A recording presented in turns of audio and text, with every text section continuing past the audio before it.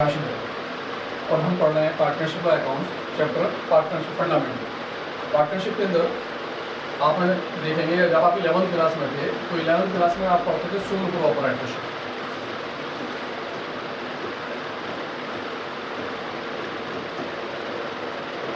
अब sole proprietorship का मतलब था कि वहाँ पर एक आदमी होता था आपके साथ, सारा बिजनेस उसी का, सब काम उसी का, सारा का सारा काम होता था। अब यहाँ आ जाते हैं 12th क्लास में, जब हम 12th क्लास में आ जाते हैं तो हमारे पास आ जाती है पार्टनरशिप। पार्टनरशिप का मतलब होता है कम से कम 2 आदमी, यानी बिजनेस में 2 आदमी हमारे साथ काम कर रहे हैं और ज़्यादा से ज़्यादा जो है 50 आदमी तक बिजनेस में हो सकते हैं। यानी कि वहाँ सारा बिजनेस एक आदमी पर डिपेंड होता था, यहाँ 2 आदमी आपस में मिलकर उस काम को करते हैं और ज़्यादा से ज़्यादा 50 आदमी तक हो सकते हैं। अब 50 वैसे लिमिटेशन कुछ नहीं है, लेकिन कंपनी एक्ट 2014 के अंदर गवर्नमेंट ने लिमिटेशन दे दी कि आप अपने साथ लीगली 50 पर्सन को ऐड कर सकते हैं, यानी कि कम से कम 2 पर्सन हो गए और ज़्यादा से ज़्यादा कितने पर्सन हो गए 50%। कौन से एक्ट?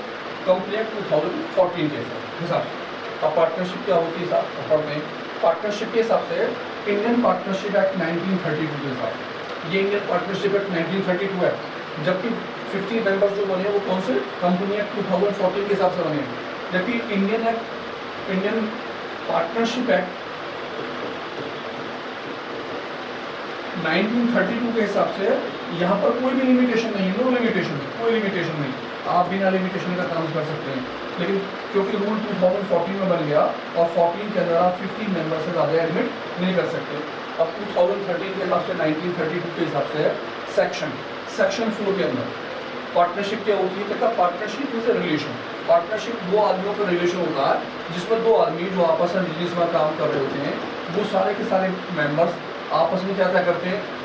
दोनों पर्सन तय करते हैं, एग्री हो जाते हैं शेयर ऑफ प्रॉफिट के लिए, अपना प्रॉफिट बांटते हैं, प्रॉफिट के लिए काम करते हैं।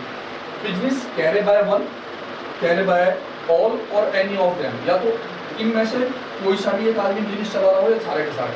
सपोज कीजिए आपके साथ 3 बंदे काम कर रहे हैं, 4 बंदे काम कर रहे हैं बिजनेस के अंदर, 4 आदमी हैं आप। एक पार्टनर्स जो है उसका नाम ए है, एक पार्टनर्स बी है, एक पार्टनर सी और एक पार्टनर्स का नाम क्या हो जाता है डी। अब इसके अंदर से डी जो है वो किसी काम से बाहर चला जाता है और इस तरह से बिजनेस के अंदर आपके जो है आदमी रह जाते हैं कितने? 3। तीसरा आपका पार्टनर जो हो गया डी पार्टनर्स, वो आपका किसी वक्त से काम चला जाता है बाहर, तो ये तीनों पार्टनर्स जो आपके साथ जुड़े हुए हैं आप वो बिजनेस को कैरी कर सकते हैं आगे के लिए, यानी कि या तो सारे के सारे बिजनेस काम में या कोई भी एक उनमें से एक्टिव रहना चाहिए। अब इसके अंदर क्या होना चाहिए? पार्टनरशिप के अंदर कंपनी एक्ट 2013 के हिसाब से जो हमने 1932 का रूल पढ़ा, इस 1932 के हिसाब से कम पर्सन की कीमत कितनी होनी चाहिए? तो या तो 2 पार्टनर्स में 2 से ज़्यादा होनी चाहिए, 2 से कम पर्सन नहीं होने चाहिए। दूसरी चीज़ एग्रीमेंट, ये आपस में क्या करें? कोई भी डीड का मतलब है कोई भी समझौता करें, कोई भी एग्रीमेंट करें, इनके बीच में जो डीड होती है वो डीड रिटर्न भी हो सकती है या ओरल भी हो सकती है।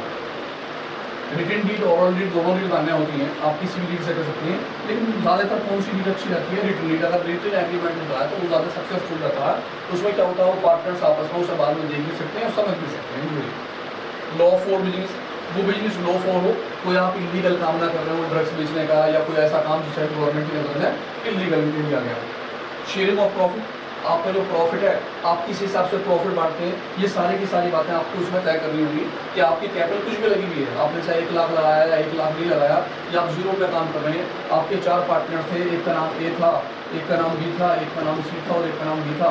इसने 1 लाख लगाया, इसने 2 लाख लगाया, इसने 3 लाख लगाया और ये विदाउट कैपिटल आ गया। अब विदाउट कैपिटल आने के बाद फिर चारों के चारों पार्टनर मिल जाते हैं। अब ये चारों की चारों पार्टनर्स अपना प्रॉफिट किस हिसाब से बांटेंगे, ये सारी बातें उसमें तय करनी होती हैं। बिजनेस कैरी बाय ऑल, या तो सारे के सारे पार्टनर्स उस बिजनेस को चलाएं या फिर उनमें से कोई सा भी एक पार्टनर, जरूरी नहीं है कि चारों चलाएं, हो सकता है डी उस बिजनेस को पार्टिसिपेट करता है, बाकी के पार्टनर्स बिजी हैं, वो पैसा लगा देते हैं, बिजनेस में काम नहीं करते, तो वो उसे छोड़ सकते हैं। यानी बिजनेस में बिजनेस जरूर होगा। राइट्स, कौन कौन से राइट्स पार्टनर्स के क्या क्या राइट्स होते हैं, कौन कौन से पार्टनर्स क्या क्या राइट दे सकते हैं?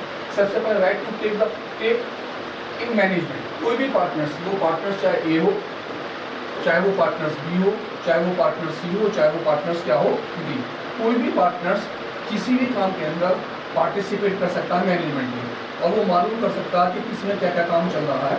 ये सारे के सारे राइट्स मैनेजमेंट में कर सकता है पार्टिसिपेट। राइट टू इंस्पेक्शन, वो बुक की क्या कर सकता है, इंस्पेक्शन कर सकता है, बुक्स को देख सकता है, बुक्स ऑफ अकाउंट्स को, कौन कौन से अकाउंट्स हैं, किस किस काम में कितना कितना काम हो रहा है, कितना कैश है, कितना बैंक में है, किससे डीलिंग कर रहे हैं, सारी की सारी बातें वो इंस्पेक्ट कर सकता है।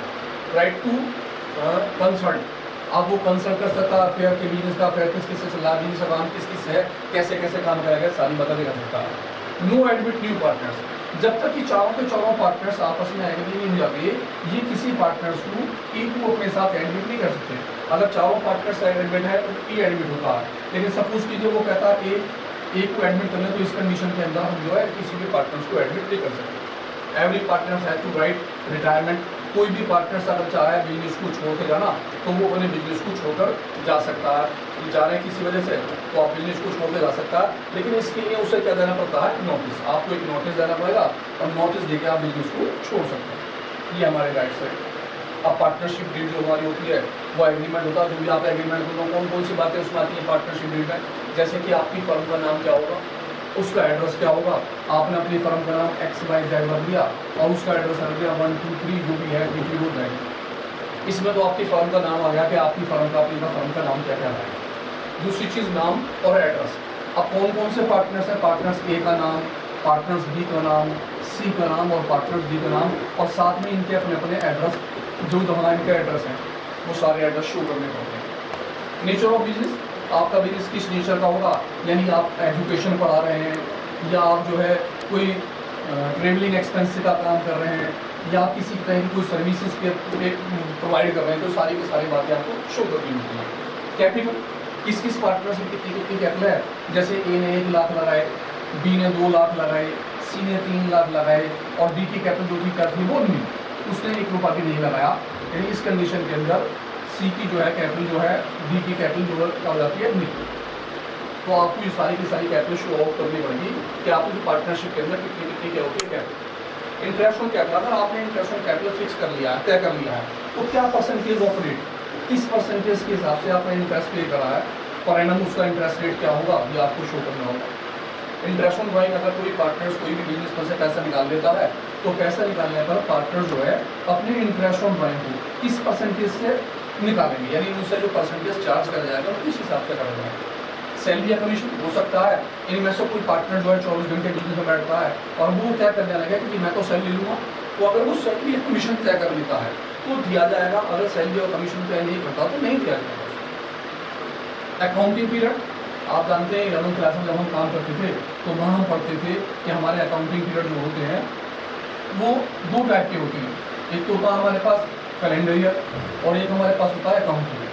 अब कैलेंडर ईयर कौन सा होता है और अकाउंटिंग ईयर कौन सा, वहाँ आप अच्छी तरह से पढ़ चुके हैं, एक बार फिर देखते हैं। आपका कैलेंडर ईयर जो होता है, कैलेंडर ईयर वो 1 जनवरी से स्टार्ट होता है और एंड होता है 31 दिसंबर में। इसी तरह जो आपका अकाउंटिंग ईयर होता है वो 1 अप्रैल से स्टार्ट होता है और एंड होता है 31 मार्च में।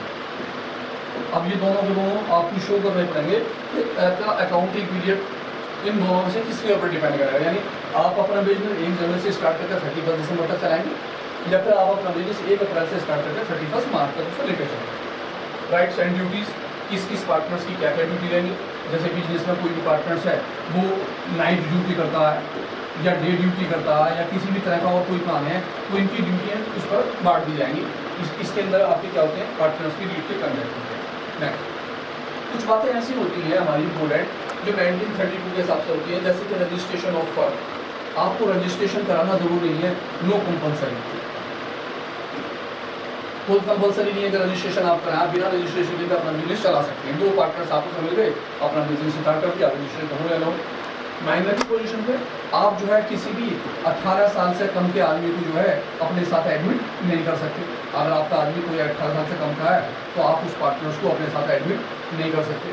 कुछ कंडीशन है, कुछ कंडीशंस ऐसी होती हैं जिसमें सभी पार्टनर्स एग्री हो जाते हैं। सपोज कि ये 3 पार्टनर्स काम कर रहे हैं, एक का नाम A है, एक का नाम B है और एक का नाम C और एक का D, और D की किसी तरह से क्या हो जाती है, डेथ। अब डेथ होने की कंडीशन में इसका एक सन था, वो चाहता है कि मैं इसमें पार्टनरशिप बन जाऊँ, पार्टनर्स तीनों के तीनों पार्टनर्स क्या हो जाते हैं, एग्री। अगर तीनों पार्टनर्स एग्री हो जाते हैं तो वो इसके सन को आपस में क्या कर सकते हैं, पार्टनरशिप में ले सकते हैं।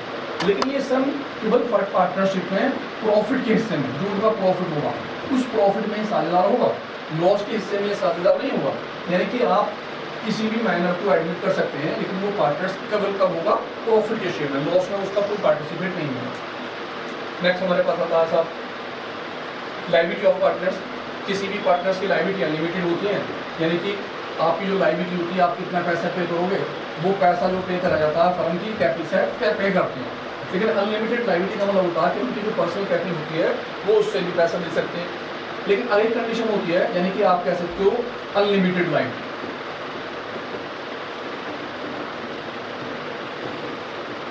लेकिन अगर आप LLP बना लेते हो, LLP का मतलब होता है हमारा क्या, आप जो है अगर कोई लिमिटेड लायबिलिटी पार्टनरशिप फर्म बना लेते हैं, तो लिमिटेड लायबिलिटी पार्टनरशिप के अंदर आपकी लायबिलिटी क्या हो जाती है, वो लिमिटेड हो जाती है। इस कंडीशन में आपकी वो फर्म के, जो आपका फर्म के अंदर पैसा लगाया उसी पैसे से पेमेंट कर सकते हो, यानी आपकी पर्सनल प्रॉपर्टी जो है उस पर उसके कोई राइट्स नहीं बनते।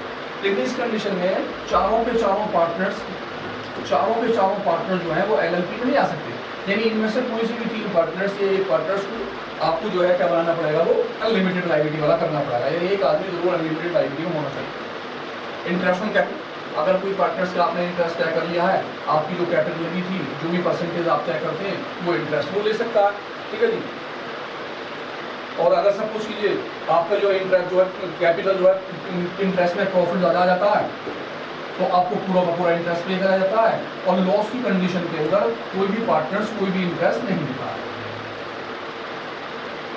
कुछ पर्सन ऐसे होते हैं जो फॉर द पर्सन, कुछ जिन्हें हम जो ना एडमिट नहीं कर सकते, कौन कौन से, जैसे कि पार्टनर्स अनसाउंडेड माइंड, कुछ ऐसे आदमी जो दिमाग से डिस्टर्ब, ये सब कुछ कीजिए कोई परेशानी हो गई है, कुछ वजह हो गई है और वो अनसाउंडेड माइंड है, तो आप उन्हें पार्टिसिपेट इसमें नहीं कर सकते। इंस्टॉलमेंट पर्सन, वो पर्सन जिससे गवर्नमेंट ने और इंस्टॉलमेंट घोषित कर दिया हो, यानी वो अपनी प्रॉपर्टी से कोई पैसे नहीं दे सकता, उसके पास इतने पैसे नहीं है कि वो पे कर सके, आप उसे किसी में पार्टनर्स नहीं बना सकते, ठीक है। लॉ के हिसाब से इंडिविजुअल, लॉ के हिसाब से आप जो इंडिविजुअल पर्सन है उसका पार्टनर्स बना सकते हैं, नहीं बना सकते। अब एग्रीमेंट, अब ये जो ये सारी बातें एग्रीमेंट की, जब हम आपस में एग्रीमेंट कर रहे थे तो उन सारी बातों को पे करते हैं। अगर हम कोई एग्रीमेंट नहीं कर पाते, किसी भी तरह का आप एग्रीमेंट नहीं कर पाते, तो आपके जो रूल लागू होते हैं हम उसको बोल देते हैं नो डीड, यानी इस कंडीशन के अंदर आपकी कोई डीड नहीं हुई, या क्या देते हैं साइलेंट डीड। अब साइलेंट डीड के अंदर 5 बातें तय होती हैं। नंबर 1, किसी भी तरह का कोई इंटरेस्ट ऑन कैपिटल, अगर आपकी कोई भी पार्टनरशिप डीड तय नहीं हुई और आपने अपना बिजनेस चालू कर दिया, तो इसके अंदर ये 5 बातें लागू होती हैं। नंबर 1, इंटरेस्ट ऑन कैपिटल किसी भी पार्टनर्स को नहीं दिया जाएगा, भले ही पार्टनर से कितने भी पैसे बिजनेस में लगे। नंबर 2, इंटरेस्ट ऑन ड्रॉइंग्स, अगर आपने तय कर लिया कि इंटरेस्ट ऑन ड्रॉइंग पार्टनर से चार्ज करा जाएगा तो ठीक है, अगर चार्ज का तय नहीं कराया तो किसी भी पार्टनर से कोई भी इंटरेस्ट ऑन ड्रॉइंग चार्ज नहीं कराया जाएगा। इंटरेस्ट ऑन ड्रॉइंग का मतलब है कोई भी पार्टनर से अपने बिजनेस से अपने पर्पस के लिए कोई पैसा निकालता है तो वो कितना भी पैसा निकाल सकता है, 1 रुपये, 10 रुपये, 10 लाख रुपये, 50 लाख, लेकिन उसने किसी भी तरह का कोई इंटरेस्ट को पे नहीं करे। तीसरी चीज, इंटरेस्ट ऑन लोन, अगर कोई पार्टनर से कोई भी थर्ड पर्सन किसी भी फर्म को बिना एग्रीमेंट के कोई भी अमाउंट दे देता है, 10,000, 20,000, 50,000, 1 लाख, 10 लाख, और अगर उसने कोई भी इंटरेस्ट तय नहीं करा है, उसके बावजूद उसे 6% इंटरेस्ट पर एनम पे करा जाएगा, तय ना करने की कंडीशन है।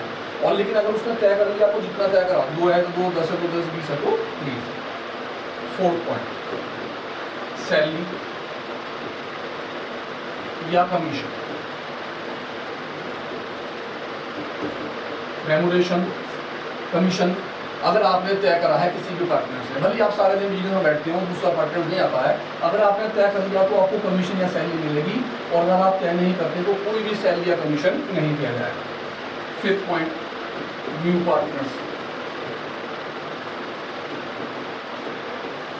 किसी भी पार्टनर्स को आप फर्म के अंदर एडमिट नहीं कर सकते जब तक सारे के सारे पार्टनर्स एग्री ना हो। यानी एग्रीमेंट ना होने की कंडीशन में आप किसी भी पार्टनर्स को एग्रीमेंट में एडमिट नहीं कर सकते, फर्म के अंदर नहीं ला सकते। नंबर 6, लास्ट पॉइंट 6 पॉइंट में शेयरिंग ऑफ प्रॉफिट। आपका प्रॉफिट निकल के आ गया, सारे खर्चे बढ़ गए, आपके सब खर्चे के बाद आपका 10 लाख रुपए का प्रॉफिट आया, या 9 लाख रुपए का प्रॉफिट आया, या 9,000 रुपए का प्रॉफिट आया। 3 पार्टनर थे ए बी सी, इसने 1 लाख लगाया, इसने 2 लाख लगाया, इसने 3 लाख लगाए, और डी जो था हमारा उसने कुछ नहीं लगाया।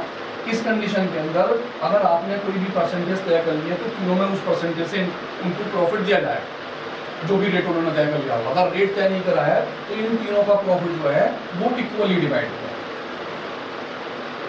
Equally condition. यानी अगर आप कोई भी शेयर ऑफ प्रॉफिट बिना एग्रीमेंट के करते हैं, कोई एग्रीमेंट नहीं करा, शेयर ऑफ प्रॉफिट दी, आपने भले ही कितना भी पैसा लगाया था, लेकिन आपका प्रॉफिट सबको कैसा बांटा जाएगा, वो इक्वल बांटा जाएगा। अब इसके अलावा अकाउंट्स कौन कौन से बनते हैं? जब आप 11वीं क्लास में थे तो आपने देखा था 11वीं क्लास में आप सबसे पहला जो अकाउंट बनाते थे वो बनाते थे ट्रेडिंग अकाउंट। ट्रेडिंग अकाउंट का जो आंसर निकल जाता था आप उसे लिखते थे प्रॉफिट एंड लॉस अकाउंट, और जो प्रॉफिट लॉस का आंसर निकल रहा था आप उसे लिखते थे किसमें, बैलेंस शीट। यहाँ पर ये अकाउंट है। अब पार्टनरशिप के अंदर यानी 12th क्लास जब आप आ जाते हैं तो आपके 2 अकाउंट्स एज इट इज रहते हैं, trading account, profit loss account. और जो प्रॉफिट लॉस का जो आंसर आता है वो आप शो करते हैं प्रॉफिट एंड लॉस एप्रोप्रिएशन है। अब प्रॉफिट लॉस एप्रोप्रिएशन का अकाउंट होता है वो पार्टनर्स का होता है, यानी कि पर्सनल चीजें जितना भी प्रॉफिट में इन चीजों को पार्टिसिपेट कराए उन्होंने, जो चीजें मिलेंगी वो सारे के सारे से बनती हैं। और इसके बाद इनका बनता है कैपिटल अकाउंट, सभी के इंडिविजुअल कैपिटल अकाउंट बन जाते हैं। और कैपिटल अकाउंट बनाने के बाद हम कौन से अकाउंट बनाते हैं, फिर बैलेंस शीट। यानी यहाँ पर बैलेंस शीट बात बनती है, आप कह सकते हो पहले ट्रेडिंग अकाउंट, ट्रेडिंग अकाउंट के बाद प्रॉफिट एंड लॉस अकाउंट, और प्रॉफिट लॉस अकाउंट के बाद प्रॉफिट लॉस एप्रोप्रिएशन अकाउंट, फिर कैपिटल अकाउंट, फिर बैलेंस शीट। अब हम यहाँ पर 3 अकाउंट सीखने वाले हैं, प्रॉफिट लॉस एप्रोप्रिएशन अकाउंट और कैपिटल अकाउंट। कैपिटल अकाउंट में कंडीशन है, कौन कौन सी कंडीशन है ये सीखेंगे। यानी 2 अकाउंट्स हमें यहाँ सीखने हैं, कौन कौन से account, profit loss appropriation account और पार्टनर्स कैपिटल अकाउंट।